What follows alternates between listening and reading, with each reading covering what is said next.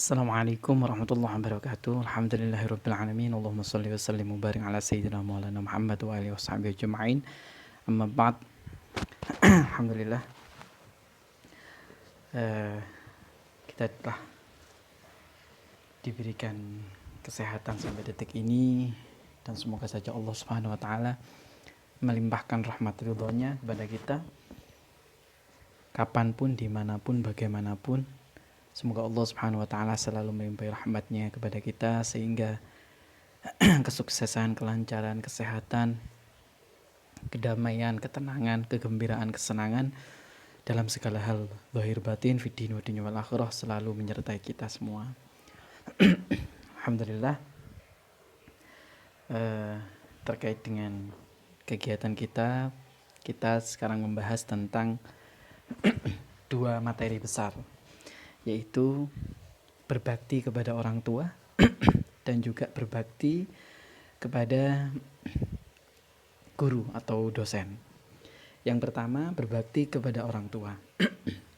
Saya akan mengutip kitab Dzurratun Nasihin. Dzurratun Nasihin di sini halaman 51. Dzurratun Nasihin ini karangan daripada Syekh Uthman bin Hasan Asy-Syakir Al-Khabawi radhiyallahu anhum min ulama'il Qur'an ats-tsalits minal Hijr. Jadi ulama ahli Al-Qur'an di tahun ke-13 Hijriah daripada Rasulullah sallallahu alaihi wasallam. Halaman 51.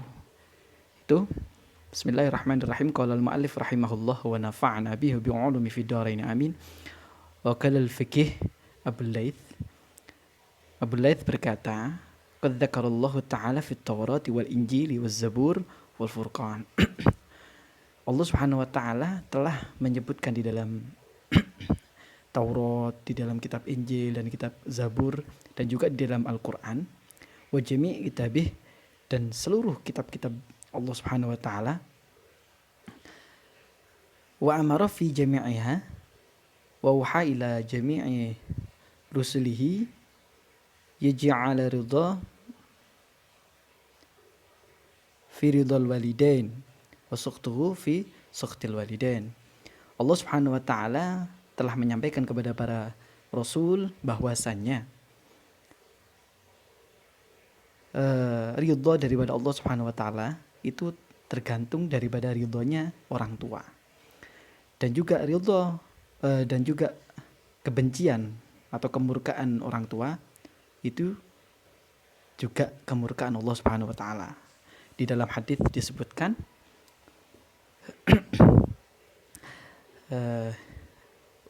ridallahu fi ridal walidain wa sukhtullahu fi sukhtil walidain. Jadi itu insyaallah sahih Bukhari Muslim, bahwasanya Allah Subhanahu wa taala ridha dengan seseorang yang diridhoi oleh orang tuanya, dan juga Allah Subhanahu wa taala murka, benci kepada seseorang yang dibenci oleh orang tuanya. Nauzubillah min dzalik. Terkait dengan kisah-kisah keridhaan orang tua ini banyak sekali. Yang pertama, Yazid Al-Bustami. Siapa tidak kenal Yazid Al-Bustami? Beliau ini ulama sufi terkenal. Yang kedua, Uwais Al-Qarni. Uwais Al-Qarni ini begitu setia merawat ibunya. Uwais Al-Qarni ini sampai dijuluki orang yang tidak dikenali di bumi, tapi sangat terkenal di langit. Bagaimana tidak, Uwais Al-Qarni ini ibunya saking tuanya, saking sakit-sakit, beliau gendong ke sana kemari untuk merawat ibunya. Tapi sampai Rasulullah SAW menyuruh sahabatnya untuk memberikan oleh-oleh jubahnya Rasulullah kepada Uwais Al-Qarni. Dan sahabat Ali dan juga Abu Bakar diminta untuk berdoa kepada Sayyidina Uwais Al-Qarni. Jadi itu adalah keistimewaan daripada Uwais Al-Qarni. Yang selanjutnya tentang keistimewaan kewajiban kita menghormati guru. Ini saya buka kitab Lubabul Hadits karangan Imam Syekh Jalaluddin As-Suyuti. Beliau juga mengarang tafsir Jalalain. Di dalam kitab ini Lubabul Hadits disebutkan qala Nabi sallallahu alaihi wasallam li Ibnu Mas'ud radhiyallahu an, ya Ibnu Mas'ud, julusuka sa'atan fi majlisil ilm la tamassu qalaman wa la taktubu harfan khairun laka min 'idki alfi raqabatin. Rasulullah sallallahu alaihi wasallam bersabda, wahai Ibnu Mas'ud, dudukmu 1 jam saja di majelis ilmu, tidak memegang pena, tidak menulis 1 huruf, itu lebih baik daripada memerdekakan 1000 budak. Wa nadharuka ila wajhil alim khairun laka min alfi faras tasaddaqta biha fi sabilillah. Dan penglihatanmu kepada orang yang alim dengan penglihatan yang senang, ya, itu lebih baik daripada 1000 kuda yang kau sedekahkan di jalan Allah Subhanahu wa taala. Wa salamuka 'alal alim, dan berucap salam kepada orang yang alim, orang yang berilmu, khairun laka min ibadati alfi sanah.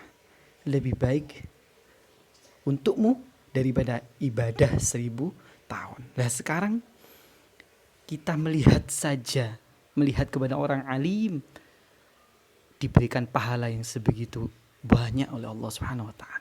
Melihat, mendengarkan tanpa menulis 1 huruf pun, itu dihitung dengan sebegitu banyak pahala. Apalagi kita berbuat baik kepada beliau, kita berhusnudzon kepada beliau, ya sudah tentu Allah Subhanahu wa taala akan memberikan kita keutamaan yang sangat banyak sekali. Di dalam kitab An-Nawadir juga terkait dengan keutamaan ilmu dan ahlul ilm, ini di kitab An-Nawadir Al-Qayyubi halaman 41, Hikayah As-Sabi'atu wal Khamsun fi fadlil ilmi wa hubb ahli. Hukiya an Ka'ab al-Akhbar radhiyallahu an. Sesungguhnya Ka'ab al-Akhbar qala innallaha yahasib al-'abd fa idza rajahat sayyi'atu 'ala hasanatihi yu'maru bihi ilan nar. Diceritakan bahwasanya Ka'ab al-Akhbar radhiyallahu an, beliau bersabda, Allah Subhanahu wa taala menghisab seorang hamba, dan baginya hamba tersebut lebih banyak kejelekannya daripada kebaikannya, maka Allah Subhanahu wa taala menyuruhnya untuk dimasukkan neraka. Wa idza dhahabu bi ilaiha yaqulu Allah taala li Jibril adrakal abdi was'alhu hal jalasa fi majlisi alim fid dunya faghfir lahu bi syafaati. Allah Subhanahu wa taala menyuruh malaikat Jibril, wahai Jibril, tanyakan kepada hambaku tadi yang saya suruh masuk neraka, apakah dia pernah duduk dengan orang yang ahli ilmu di dunia, maka saya akan mengampuni dia. Ditanyai oleh malaikat Jibril, fayas'alhu Jibril fayaqulu Jibril, ya Rab, innaka alim bihali abdik annahu qala la. Malaikat Jibril tanya, ternyata jawabannya tidak. Lalu malaikat Jibril menyampaikan kepada Allah Subhanahu wa taala, ya Allah, engkau lebih tahu apa jawaban hambamu. Terus disuruh tanya lagi oleh Allah Subhanahu wa taala malaikat Jibril kepada orang tadi. Sa'alahu hal ahabbu aliman. Tanya lagi, apakah dia mencintai orang yang alim? Ditanyakan oleh malaikat Jibril, ya Rab, fayaqulu sa'alahu hal jalasa ala ma'idah ma'al alim. Disuruh tanya lagi, apakah dia pernah duduk makan bersama dengan orang yang alim? Jawabannya tidak, tetap fayaqulu sa'alahu hal sakana fi enggak jelas itu. Apakah dia pernah tinggal fiha alimun, di rumah atau di tempat tinggal yang di situ ada orang alim? Ditanyai, apakah dulu pernah serumah dengan orang yang alim, orang yang ahli ilmu? Jawabannya fayaqulu sa'alahu hal waffaqa ismu alim au nasabu nasab alimun. Disuruh tanya lagi, apakah namanya ada sangkut paut dengan orang yang alim atau disangkut pautkan dengan orang alim? Jawabannya masih tidak. Masya Allah. Terus ditanyai lagi oleh malaikat Jibril, disuruh Allah Subhanahu wa taala, tanyakanlah, sa'alahu hal yuhibbu rajulan yuhibbu aliman. Masya Allah. Apakah dia pernah mencintai orang yang mencintai? Jadi bukan langsung mencintai orang yang alim. Orang mencintai seseorang yang orang itu mencintai orang alim. Jawabannya, na'am, fayaqulu na'am. Fayaqulullahu ta'ala Jibril, khudh biyadihi wa adkhalahu al-jannah. Fa inni qad ghufirat lahu bidzalika intaha. Allah Subhanahu wa taala mengangkat orang yang harusnya masuk neraka gara-gara dia pernah mencintai seseorang yang mencintai orang alim. Ini keutamaan daripada orang yang berilmu. Lah sekarang ini cinta, ini senang kepada orang yang senang orang alim. Apalagi kita benar-benar mencintai, berbuat baik kepada orang tersebut. Allah Subhanahu wa taala pastinya akan lebih banyak memberikan keberkahan, lebih banyak memberikan kebaikan kepada kita. Ada suatu kisah. Ada kisah daripada Syekh Utsman Al-Ishaqi. Beliau ayah daripada Yai Asrori yang mempunyai jamaah Al-Hikmah di Surabaya Kedinding. Syekh Yai Ishaqi ini setiap ngaji ke Jombang, ke Yai Romli Tamim, beliau jalan kaki daripada Surabaya ke Jombang. Ditanyai oleh para murid-muridnya, nopo panjenengan kok jalan kaki? Iya, karena saya ingin menghormati guru saya. Bayangkan jalan kaki daripada Surabaya ke Jombang, jauh. Setelah dari sana, beliau ingin menemui gurunya Yai Romli Tamim. Di depan rumahnya beliau tidak langsung mengucapkan salam, tapi diam dulu karena menghormati beliau, menghormati gurunya, takut, khawatir ketika gurunya istirahat dia mengganggu salamnya, atau gurunya mempunyai kesibukan lain, akhirnya dia mengganggu, dia takut. Akhirnya dia tunggu sampai lama, yang Romli Tamim keluar dari Tebu Ireng itu, daerah Tebu Ireng. Akhirnya ketemu Yai Ishaqi, disuruh nunggu karena beliau ada acara ke Tebu Ireng, ke pondoknya Mbah Hashim. Setelah acara, beliau lupa kalau menyuruh Yai Ishaqi itu menunggu di depan rumah, ditinggal. Akhirnya sampai maghrib ke situ lagi. Yai Ishaqi tetap duduk, simpuh kiri tetap tidak berubah.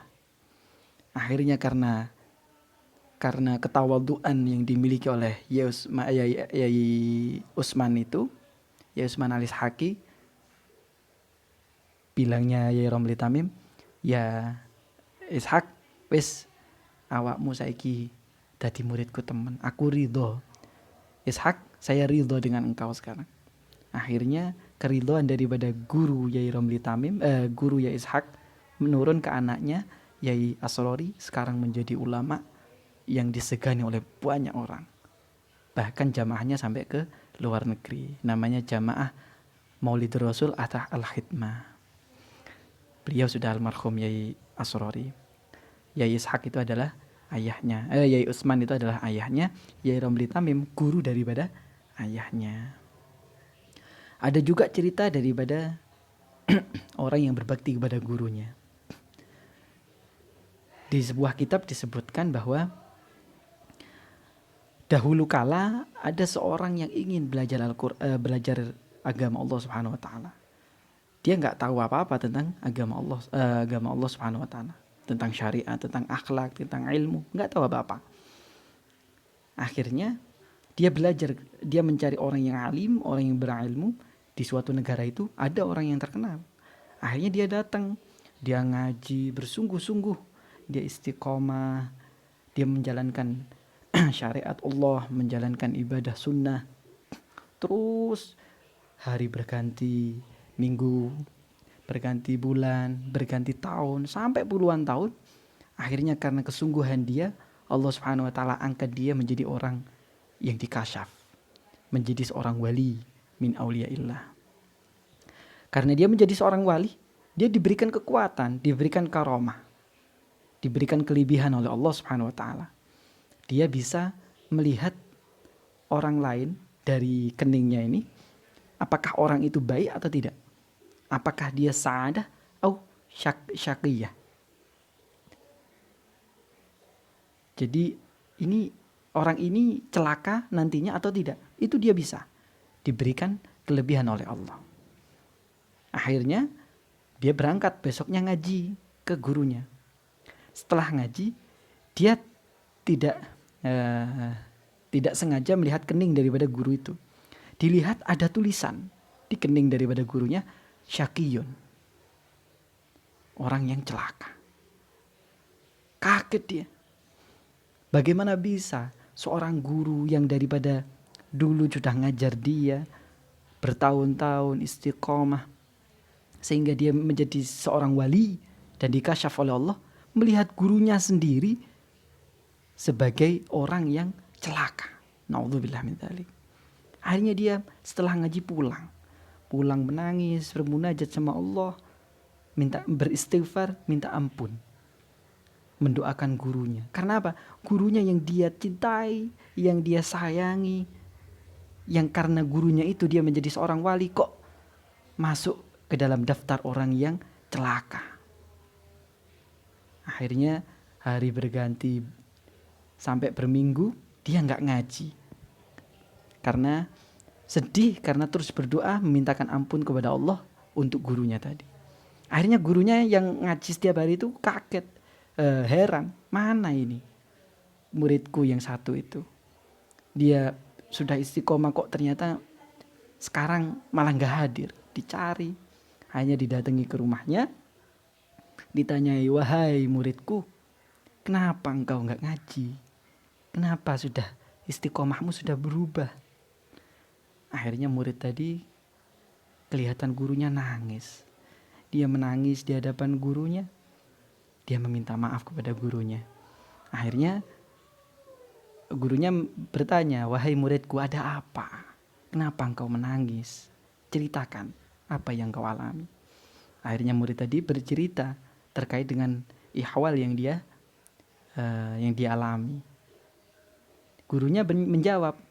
Sebelum menjawab, gurunya tertawa dulu, senyum, menjawab daripada masalah yang dihadapi muridnya tadi. Wahai muridku, ketahuilah,